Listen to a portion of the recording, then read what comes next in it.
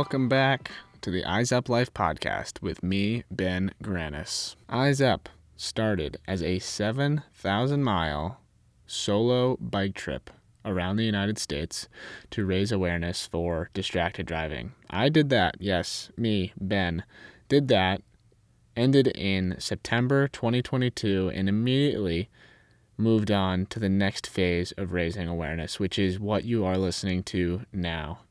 I drove around the country and interviewed 21 Maxxis Tires athletes and affiliates. And now I'm sharing our conversation in full on this podcast. So if that video, which hopefully you watched 2 days ago, those videos that Maxxis Tires is putting out, if that didn't totally scratch the itch, this podcast will hopefully fill your cup. And maybe your cup may even runneth over. Because 4 minutes is just not long enough to get the full scope of what we talked about. And today I am joined by Alex Ray, professional motocross racer. Super nice guy. We're about the same age. I think he's a couple years older than me. I met him in sunny, beautiful Southern California outside of his garage, and we chatted about all things motocross, digital wellness, distracted driving, and cycling, because something I learned is that folks in the motocross world do a lot of pedaling on actual bicycles when they're not on their motorized motocross bikes. And Alex, well, I don't want to spoil anything, but he really loves biking, so I guess spoiler alert. But our conversation, hopefully really enjoyable. We're going to jump right into it and stick around to the end for a little outro and a little preview for what's going to be next in the series and who will be next. We'll talk to you soon. Enjoy.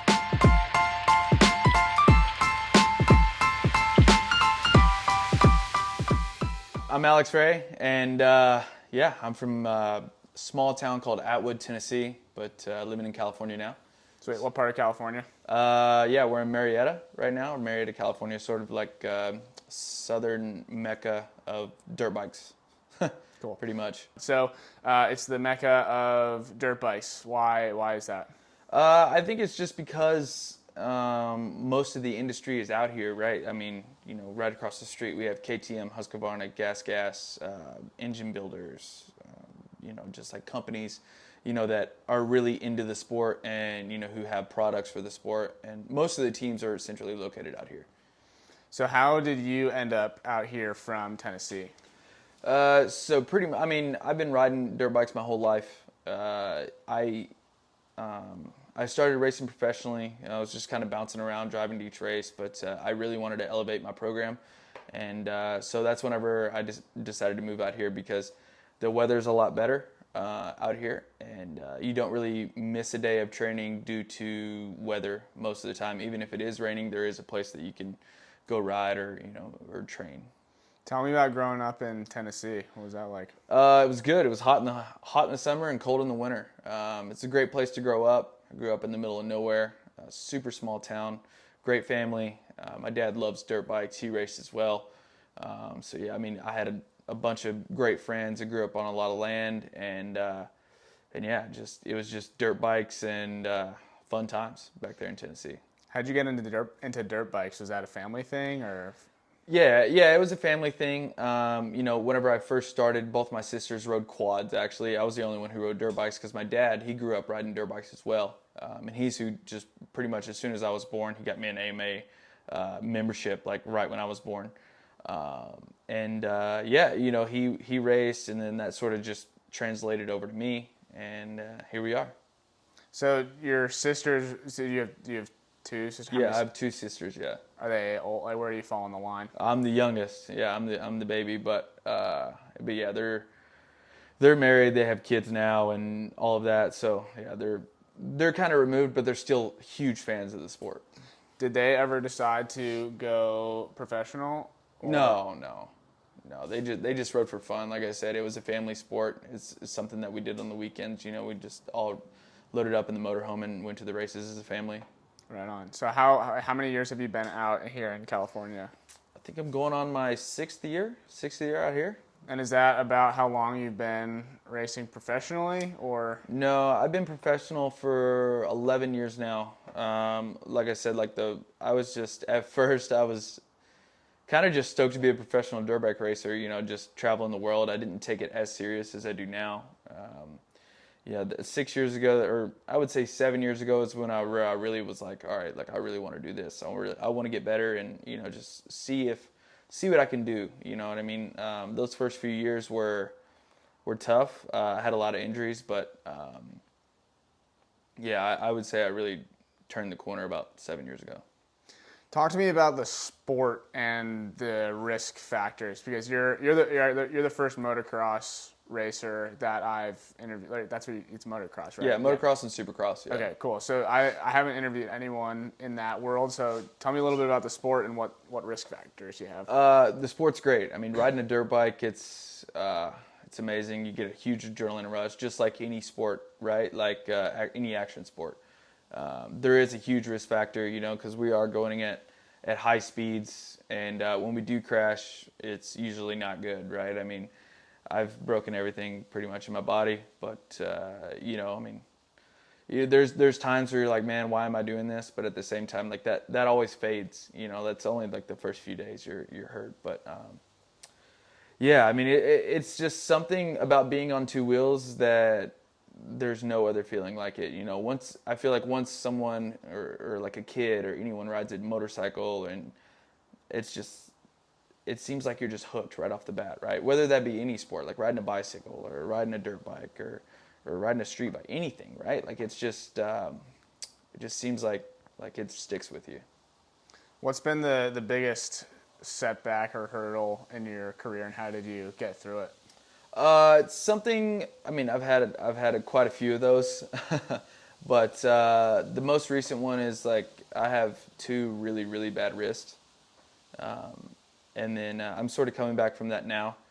I dislocated. I mean, I broke both of my like scaphoids in both my wrists, and then like I dislocated my right wrist in 2018. Got it fixed, and then I was just like super dumb and just wanted to get back to racing super quick, right? So like as soon as I got the pins out, the same day I had my bike loaded and I went and tried to ride. And I think I ended up like stretching the ligaments in there, and over time it was just like started just to be bone on bone arthritis, and I couldn't really hang on. So I went back to the doctor. I went to a specialist. I ended up getting both my wrists fixed. And then my right one, the one that I dislocated, I ended up getting it fused. And then afterwards, it was great. I don't have that much movement, but it was great. And then I ended up crashing and then breaking the fusion apart. So that set me back even more. And then so I had to go back in. I had to get bones removed. I had to get bones trimmed. I had to get it refused, right? So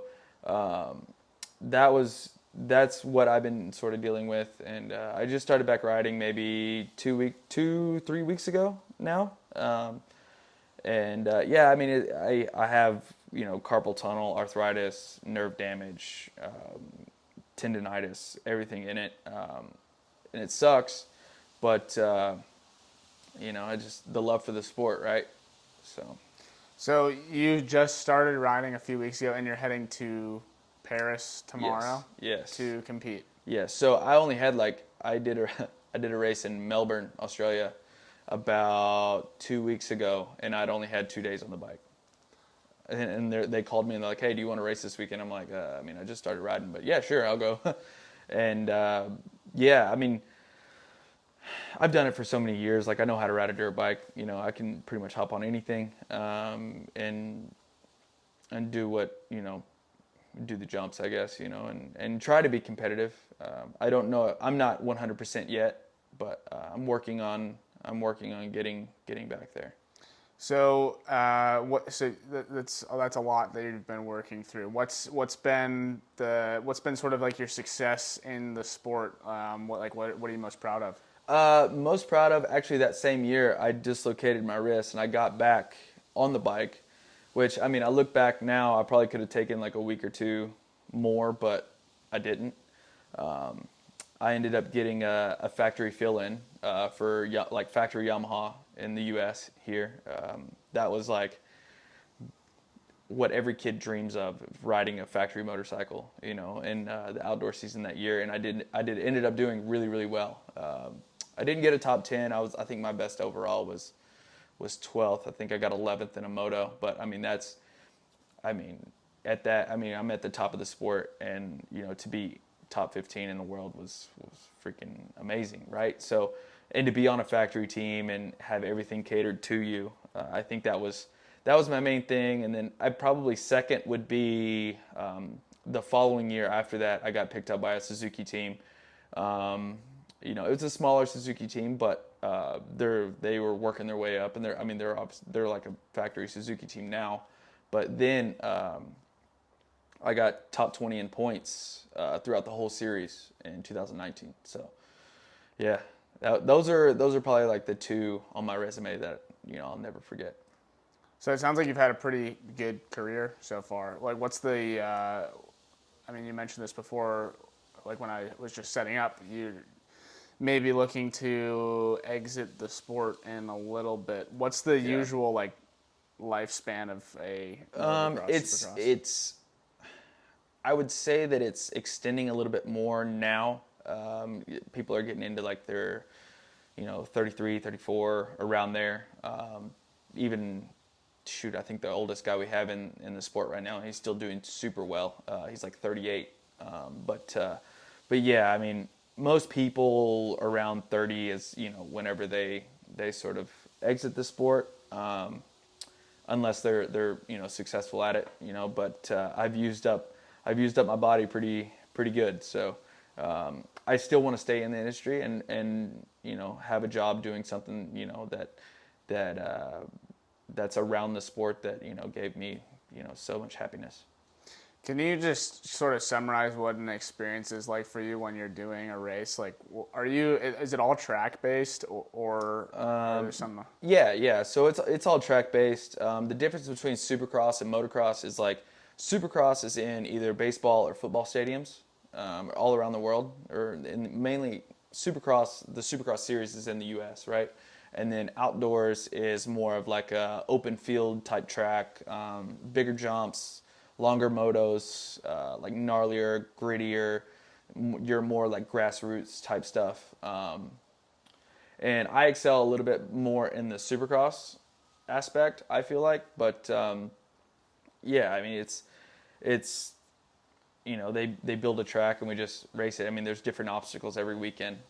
So they literally move dirt into a stadium and create jumps and banks and everything. Yeah, it's like pretty much like 500 truckloads of dirt, like 80 man hours of just building the track each weekend. So like the track builders, they fly in early, build the track, and then they stay, and you take everything down, and all the dirt comes out of the stadium. What sort of height do you reach on a jump on some of these? I think 3 stories. Wow, what is it? Well, no, was it 3 stories? Yeah, I think so. Yeah. And are you doing like tricks and things, or are you really just trying to get up and down as quick as possible? Yeah, I mean, pretty much like up and down as quick as possible. I mean, for the most part, we try to stay as low as possible. You know, low and skim across the jump as fast as possible. Because it's time based. Yeah. Right. It's a race. Yeah. I mean, there's 22 of the fastest riders on that night racing to see who's the best, right? So. Wow. So it seems like a pretty high likelihood of crashes. Yes. Very, very high likelihood. I mean, they have different obstacles. They have triples, the finish line, whoops, rhythm sections that you have to like sequence to see which one is the fastest during practice, during qualifying, because, you know, there's 22 of the fastest guys racing on that night, but, you know, 90 to 100 people show up, you know, and those are the fastest guys in the world, you know, who all have their pro license. So they qualify, and, you know, they have qualifying practice in the morning, and then the top 40 go to the night program, and that's whenever we race heat races and qualifiers to get into the main event. So 22 is like set for the main event on each Saturday night. Okay, cool. How did you get involved with Maxxis? So I rode the last 3 years. I rode for like a smaller team, and that's whenever I met Chris at Maxxis, and I'm not riding for them anymore. I'm sort of wanting to do more of my own thing, and Maxxis. It just seems to me like they're just great people. They want to create a good product for the average consumer, whether it be bicycles, truck tires, razors, dirt bikes, anything, right? And I feel like they're super great people, and I want great people around me. Yeah, so you mentioned bicycles. Obviously, they make tires for mountain bikes and the whole line. And you also were talking about bikes in your training. So what's the balance between actual training on your dirt bike versus other forms of cycling? Okay, so training on the dirt bike, we're pretty much like red line the whole time. Our heart rates are zone 5 the whole time. It seems like. And why is that? Like why? Like It's just a lot because most of the time, whenever you're riding a dirt bike, you're doing jumps, you're hitting corners, you have ruts to factor in. Most of the time, you're not even breathing. It's crazy to think, right? But the only time you're breathing is whenever you're in the air. You have to remind yourself. You're like, if not, your arms will pump up and everything. So whenever we cycle, like we ride our road bikes, mountain bikes, even the e-bikes too, like for recovery days, like since it's such a physically demanding sport, during the off season or even in the season, it's such a gnarly workload that we need to spin our legs out, or it's what we use like on our days that we don't ride to do intervals or anything like. We have like our boot camp, right? It's where, we ride our bicycles probably anywhere from 8 to 10 hours a week, and that's on days that we are riding and days that we aren't riding as well. So like on days that we are riding, we'll usually do anywhere from 30 minutes to an hour of warm up on a bicycle in the morning, and then we'll go to the track and ride our dirt bikes for whichever schedule that we have for that day. And then afterwards, we'll do maybe an hour afterwards to spin our legs out and help us recover for the next day. it's probably an obvious answer to the question, but how would you compare riding on a pedal bike versus a dirt bike? Like, when you're actually not, obviously we know you're pedaling on a pedal bike, but like when you're actually experiencing it, what are the differences? It depends. Like on a mountain bike, I'm just trying not to crash, right? With the rock gardens and the jumps and all that. Like I'm not really even that good at it. It's crazy to think because I ride a dirt bike for a living, but it's like the bicycle is so light sometimes, to like the average dirt bike rider. Maybe like the e-bike is a little bit closer, but like say if you're on a cross country bike or something like that, it gets a little sketchy sometimes in the rock garden. But like for me, it's like super calming and relaxing, and it's kind of like you remove yourself from everything whenever you're on like say like a road bike or something. You're just cruising down the road. Maybe I don't know. It's just relaxing sometimes. Maybe not on the days that you have intervals or something like that. You're huffing and puffing, but for the most part, like a nice base ride. Those are the ones I like. Sweet. So we're in a pretty busy part of the country in terms of population and driving and everything. Tell me about your experience with, if you have any experience directly or not, with distracted drivers around here. Yeah, I feel like we have a lot of cyclists around here. I try to cycle on, definitely on roads that have like a nice shoulder on them or something like that. I try not to go on the super busy roads, but sometimes, we have to. I have to be aware myself because, sometimes, people are either on their phone or eating a burger or something like that. And, yeah, there's been a few instances, whether or not, just people just don't like people on bicycles sometimes, so they'll just lay on the horn just because. But yeah, it gets pretty sketchy sometimes.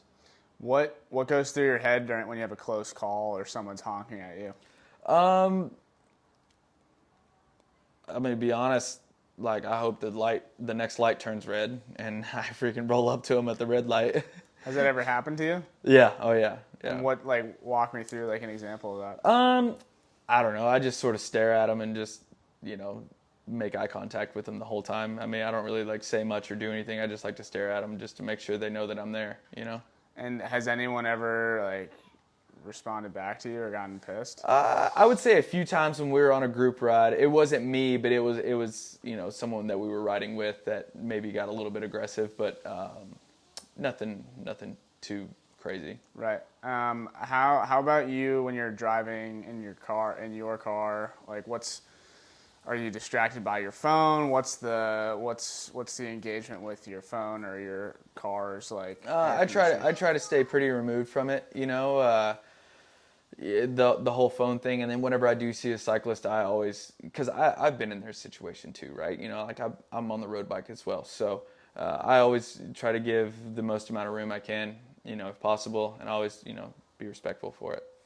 Are you aware of the driving focus feature on your phone? Yes. Do you use it? I do not. I don't know how to like get to it, but I know like other people do, and I get their notifications. I need to ask somebody like, hey, where can I do that? But I just haven't really. Do you want to do it? We can do it right now. Okay. All right. Yeah. Let's do it. Yeah.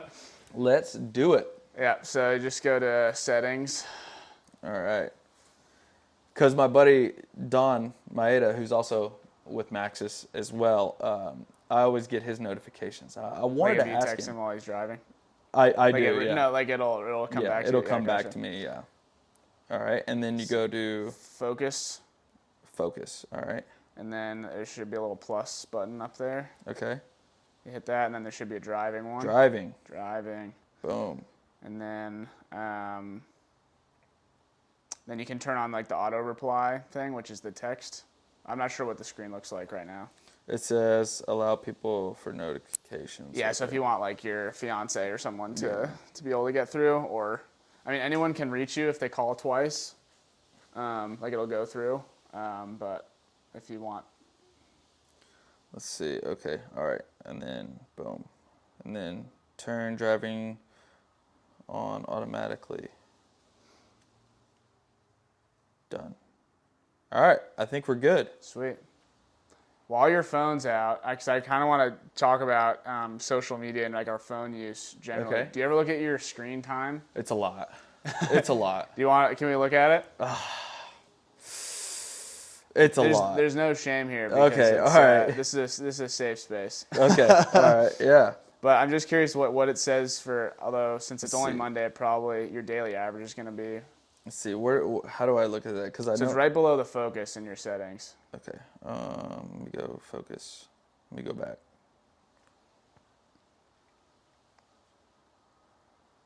Screen time. Oof. Dang. I'm actually down 17% from last week. I think so. I mean, mine says I'm down 52%. I think it's because it's Monday. Oh, so yeah. if you go to see all activity there, you see that? And then swipe to last week. Hold on. Okay, see all activity. And if you just swipe over, it'll show you last week, and that's what we'll look at. Oof. What's your average for last week? 7 hours and 12 minutes. Okay. And what's your most used app? Instagram. And how much time does it say? 11 hours and 56 minutes. For the week? Yeah. What is that surprising to you, or how does that feel? I mean, no. I mean, it's not surprising because it's just, I don't know. Like, I use. I mean, Instagram is like a huge platform for like us athletes. Like especially for me and like doing like my personal deals, right? So it's a way for me to brand myself. It's almost like a job, right? Right. Yeah. So when you think about the 11 hours and whatever minutes, what's the balance that you're using? Like, is it mostly, would you say, like creating content for your own page and promotion, or do you feel like you can it's consuming, like you're consuming media? It's a mix between both. I mean, it's definitely consuming, right? Like you always follow like I like to follow like some like inspirational stuff as well as like, I mean, obviously I want to see like what my friends are doing and all that stuff too, but yeah, I mean, I like to try and do like content for myself as well.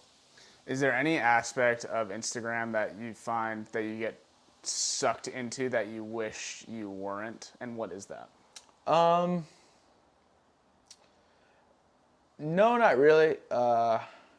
Like, it's funny. It's funny because like my dad, like with him being older, right? You wouldn't think that he's like big into like social media or whatever, but he kind of like he looks at all my stuff, and then sometimes like I'll send him some like funny videos that I see on Instagram and stuff. But and I don't know. I don't really try to get sucked into it. It's like the main thing I would say like I got sucked into whenever I was hurt was seeing other people riding, and that was what was like tough on me, right? Because like I was like, man, I should be riding, I should be training, but I couldn't, right? Because like my wrist was broken. So that was the main thing that sucked in like for me and like made me feel like, oh man, like this sucks. But I got over it. I'm back on the bike now, so we're good. Right. Yeah. Yeah. Well, we're glad that you're back into this point.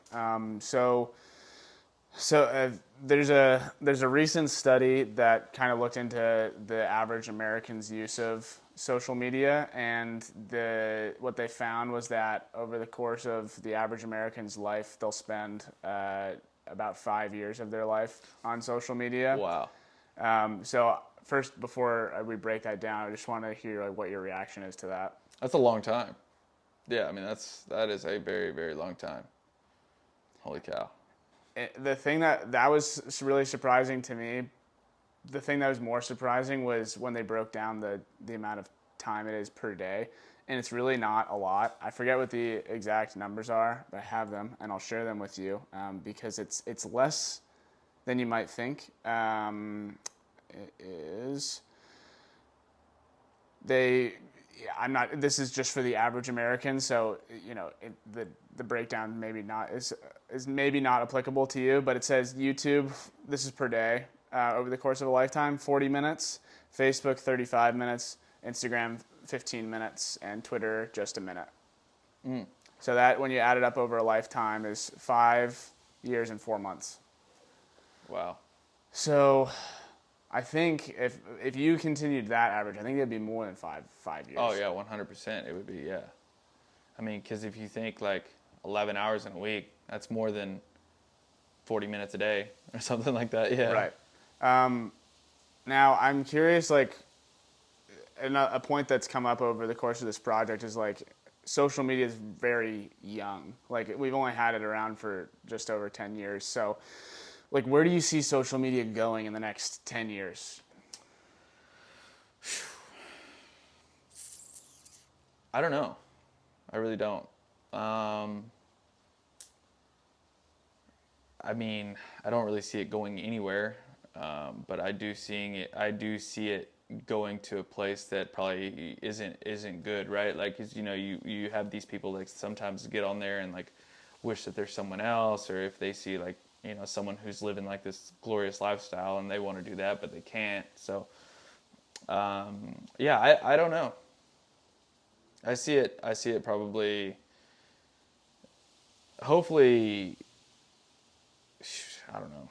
Yeah, right. I mean, we have no idea. It's just like an interesting thing to think about. But like, if you like, what is there anything that like kind of looking at the amount of time that you spend on your phone? Is there something that you would change, or like what's something that like you could forego, like to try to get more of your life time back?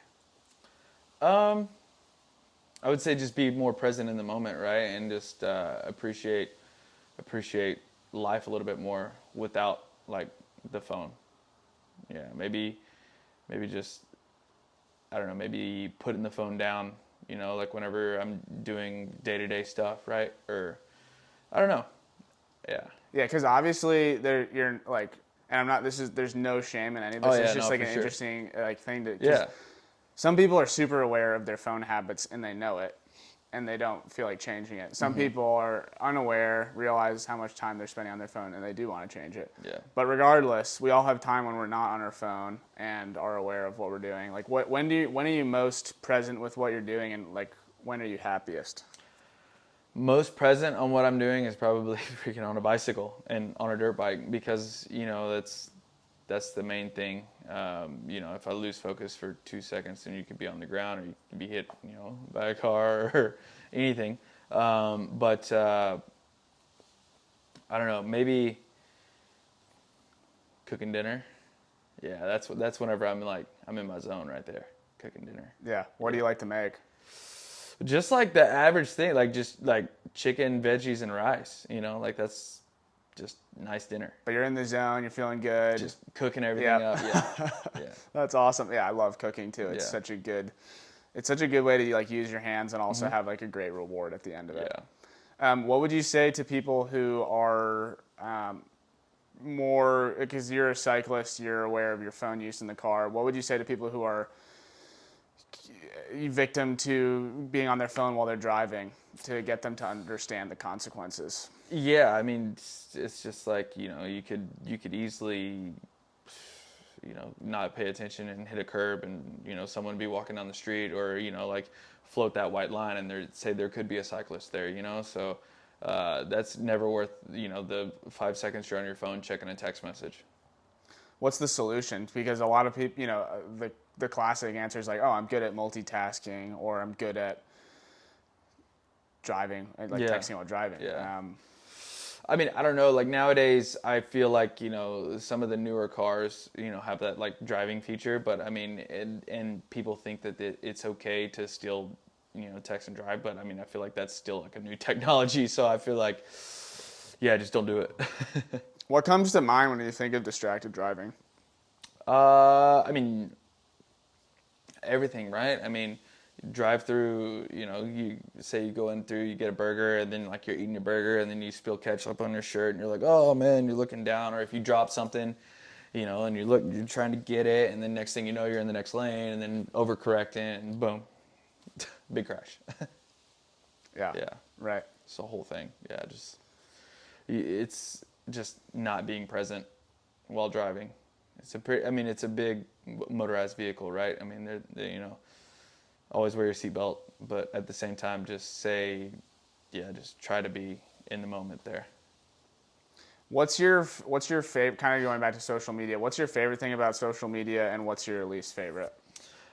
Least favorite would probably be the keyboard warriors. What's that?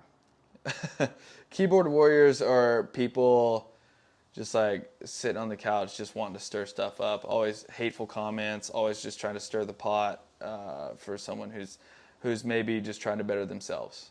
And then the best thing is just maybe like the inspiration that some of the people give, or I don't know, the funny like dog memes, like or like the cats that are like walking up the walls and stuff. And I don't know, I just like, maybe the funny videos are probably the best, and then the keyboard warriors are definitely the worst. Any advice to the younger generation who gets access to phones way earlier than you and I did? Sorry, it's a broad question related to their phones.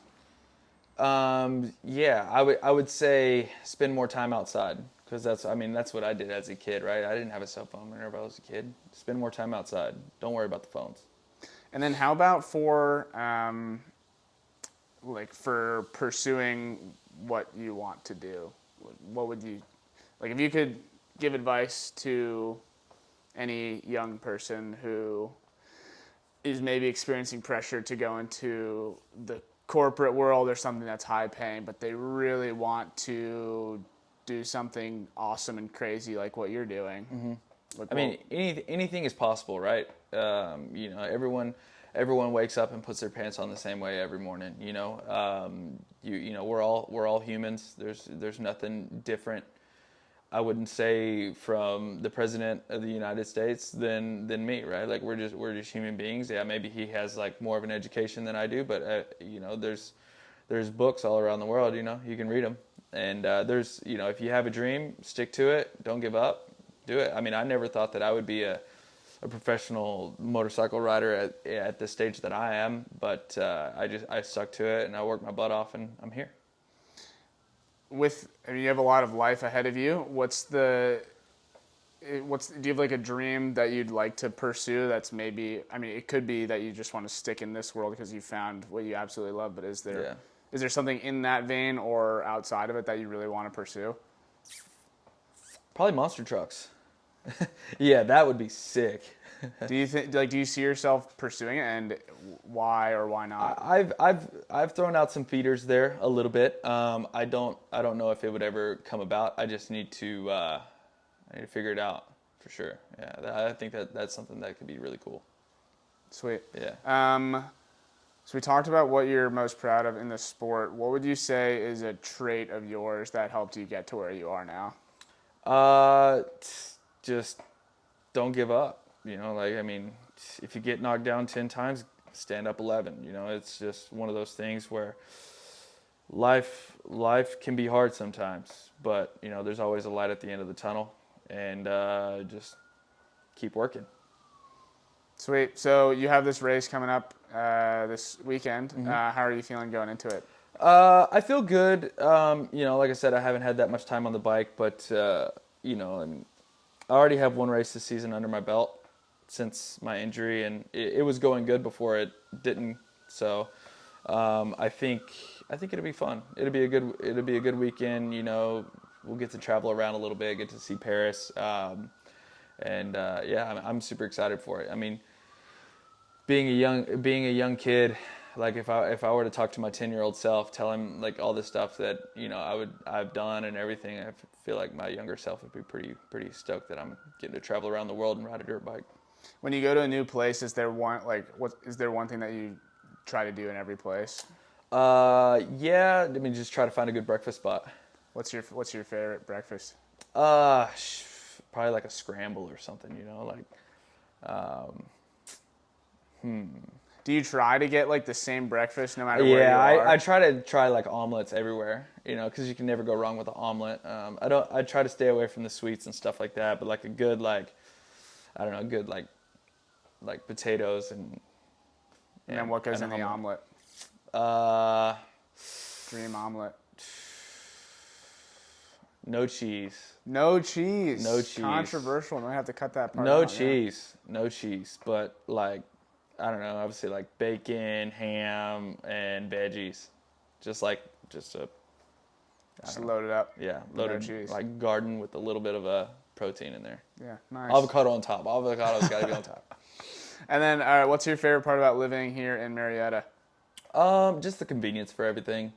You know, in our sport, convenience helps a lot. You know, so that's what I would say. And then you know, in the mornings, like say if I did get up for a cycle, you know, we live close to the wineries, so you know, you get up super early in the morning, like right when the sun comes up, and if you go for a ride, you can see like all the hot air balloons in the air, and then you have the mountain views, and it's just, you know, the sun come out. It's really nice. It's nice views. That's living. Yeah. Wow. It's good. Cool. Well, thank you so much for your time, Alex. Of course. Any closing thoughts that you have, or anything that's percolated since we started talking? I need to minimize my screen time. It's something that we're all working on. Oh, right? Yeah. Well, that's the whole point. Is like we're all guilty of the addiction of social media and our phones and distractions in our life inside and out of the car. So it's a matter of having the awareness, which you have, and you have the tools to keep moving forward. So yeah. It'll happen. Oh, yeah. All right. Sweet. Well, thank you so much. All right, man. Thanks for having me. Cool. Well, good luck in Paris. Thank you. So that is Alex Ray. Thank you so much for listening. I'm not super in touch with the folks that I've interviewed since talking to them, but I did do a little bit of digging on social media on Alex's channel recently, and it seems that he has suffered another injury, and that's a common thing to happen in this sport. And I'm not sure if he is continuing with the season, but I think he is starting to think about what's going to be next after motocross. And there are so many people in this sport who suffer career-ending injuries really early on and never get to see what their full potential is, and that's just one of the risks that come along with being on a super powerful motorized cycle, also known as a motorcycle. And so wishing Alex all the best. Anyways, I really appreciated him sitting down with me for this series, And I am curious to know what you think. So if you enjoyed the podcast, please make sure to subscribe, leave positive feedback, give a good review, and subscribe to Maxxis Tires on YouTube, Eyes Up Ride on Instagram, so you don't miss these podcasts or any of the future videos, which come out every 2 weeks. That is bi-weekly, people. And if you haven't seen Alex's video, check it out. It came out 2 days ago. It's in my feed and on that YouTube page that I mentioned. And as promised, a little preview for who is going to be next in the middle of June 14th. Wow. We are really cruising through this year. Donn Maeda is going to be on the show. He is a journalist and host of Swap Moto Live, also avid mountain biker. And I haven't ridden with him, but from what I can tell, he is a very strong mountain biker as well. So that is in 2 weeks. We'll see you then. Thanks again for listening. Have a great couple weeks. We'll talk to you soon. Bye-bye.